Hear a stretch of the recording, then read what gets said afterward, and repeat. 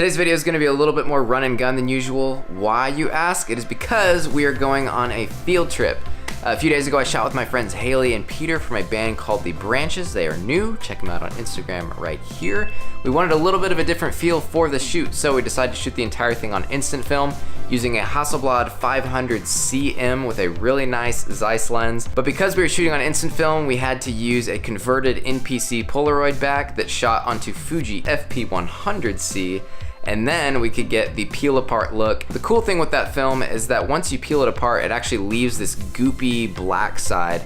But if you bleach that black side, you actually get a negative out of it. So that's what we're gonna do today. Gotta run to the store, grab some glass to shoot the negative onto. And then once we do that, I'll give you step-by-step instructions on how we are doing everything that we're doing. Let's go.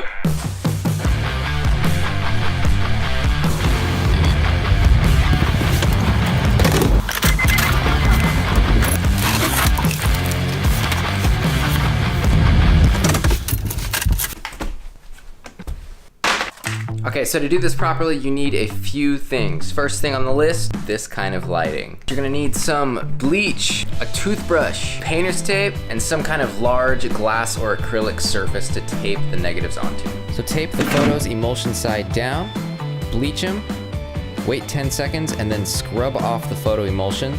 The black goo will come off, wash it off with warm water, dry them with a hair dryer, peel it, pluck it. Try not to get any bleach on the underside of the photo emulsion. Also, try not to get any bleach on your hands. In fact, you should probably wear gloves. Yeah, definitely wear gloves. So now that you have a usable negative, it's time to get it into the computer. You can do this however you want, but here's how I did it.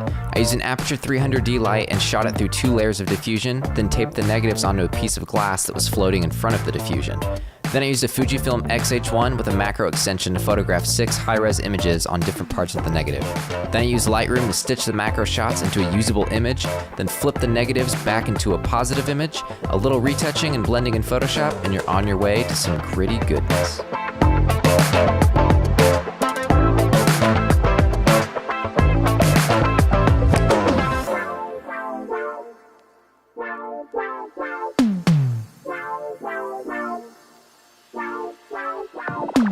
Thanks so much for watching. If you like this video, be sure to follow me on Instagram @MadeByWooly. Hit that subscribe button and we'll see you in the next video.